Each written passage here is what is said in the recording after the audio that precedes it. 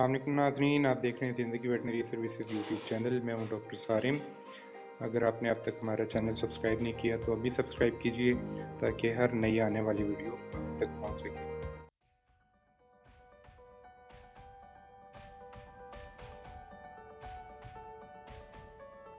अस्सलाम वालेकुम नाज़रीन, आप देख रहे हैं ज़िंदगी veterinary services YouTube channel.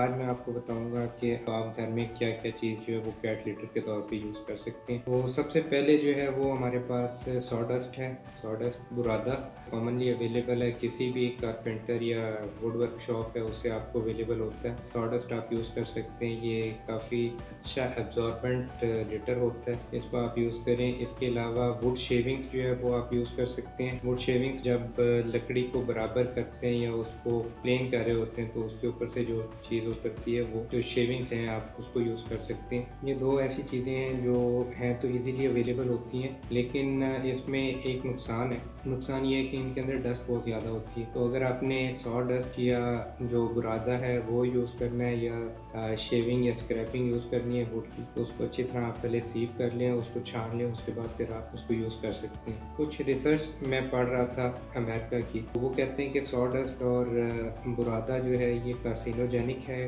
Cancer cause करता है। कैंसर ये उनको कॉज करता है ज़्यादातर जो या तो हार्ट पेशेंट हैं या तो किसी को रिस्पिरेटरी इशू है इंसान को, या एनिमल अगर सेंसिटिव है उसमें ये कैंसर कॉज कर सकता है। अगर किसी को अस्थमा है, सांस का मसला है, हार्ट का मसला है या कोई और डिजीज़ है, वो जो है सॉडस्ट या वुड स्क्रैपिंग को यूज़ करने से इज्तनाब भी करें, ना यूज़ करें इसको। इसके अलावा आप और काफ़ी सारी चीज़ों को यूज़ कर सकते हैं। जो पोल्ट्री फीड आती है, पोल्ट्री फीड जो है वो पैलेट्स की फॉर्म में आती है, गोलियां बनी होती हैं उसकी, आप वो उसको इस्तेमाल कर सकते हैं। उसमें फ़ायदा ये है कि बहुत ज़्यादा सस्ती तो वो भी नहीं है, लेकिन ये कि वो आपको बल्क में ज़रा मुनासिब रेट में मिल जाती है। उसके बाद उसमें ये होता है कि वाटर ज़्यादा एब्जॉर्ब हो सकता है, उसमें स्मेल का काफ़ी इशू जो है वो ख़त्म हो जाता है। अगर फिर भी आ रहा है तो आप उसके अंदर बेकिंग सोडा इस्तेमाल कर सकते हैं। उसके अलावा आप रेत इस्तेमाल कर सकते हैं। रेत के अंदर मसला ये होता है कि वो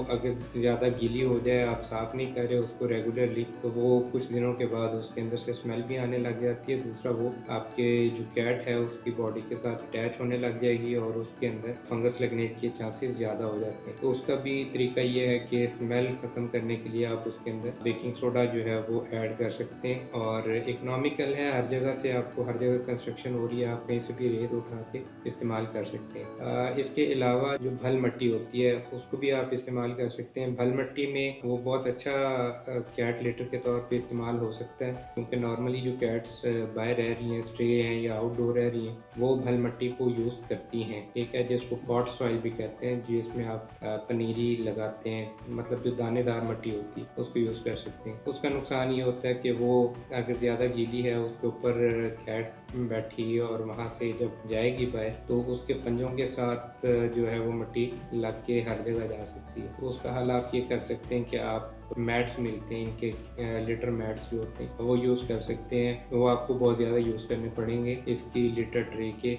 आसपास। इसके अलावा पाकिस्तान में तो नहीं, लेकिन बाहर जो है वो हॉर्स बेडिंग पैलेट्स आती हैं, क्या आप उनको भी यूज़ कर सकते हैं। हॉर्स बेडिंग पैलेट्स भी जो हैं वो बहुत ज़्यादा वाटर एब्जॉर्ब कर सकते हैं। उसमें यह है कि आधी आपको ट्रे फिल करनी होती है, अगर आधी से ज़्यादा फिल करें तो वो मॉइस्चर एब्जॉर्ब कर करके पैलेट्स जो हैं बाहर भी गिर सकती हैं। इसके अलावा जो सबसे इकनॉमिकल है और पाकिस्तान में जो है वो आप इजीली जिसको यूज़ भी कर सकते हैं और जिसको बना भी सकते हैं घर में, वो है पेपर लीटर। पेपर लीटर क्या चीज़ है कि आपके पास कोई भी अखबार हैं, कागज़ हैं, तो आप उनके छोटे छोटे पीस कर लें, जितने ज़्यादा हों उतने ज़्यादा अच्छा है। क्या उसके पीस कर लें, उसके बाद आप कोई कंटेनर लें, कोई बास्केट ले लें, कोई टब ले लें, क्या या जो इसकी लीटर ट्रे होती है बड़ी, तो उसी के अंदर आप सारे कागज़ जो हैं, कागज़ अखबार, वो सारे मिक्स करके उसके अंदर डाल दें, टुकड़े करके।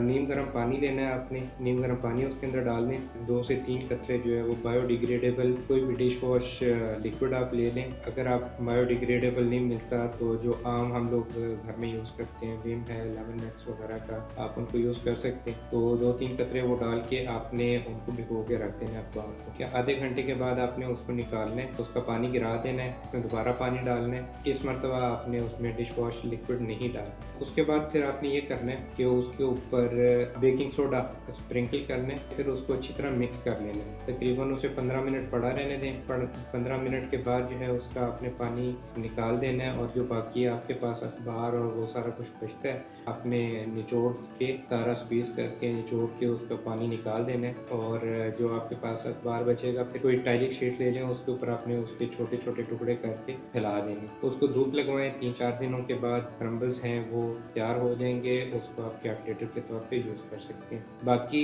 जितने मैंने आपको ऑप्शंस बताए हैं उन सारों की डिस्क्रिप्शन जो है वो वीडियो के एंड पे मैंने व्यूअर्स जो हैं जो उर्दू नहीं जानते तो उनके लिए जो है वो एंड पे मैंने वीडियो की डिस्क्रिप्शंस लिख दी हैं। इसमें क्या फ़ायदा है क्या नुकसान है तो आप उसको पढ़ भी सकते हैं। तो मज़ीद वीडियोस देखने के लिए सब्सक्राइब कीजिए हमारा चैनल और नोटिफिकेशंस ऑन कर दें ताकि जो भी हम नया कंटेंट बनाते हैं उसका नोटिफिकेशन आपके पास आ जाए और वो आपकी व्यू लिस्ट में सबसे पहले शो हो। मिलते हैं अगली वीडियो में, तब तक फी अमानिल्लाह।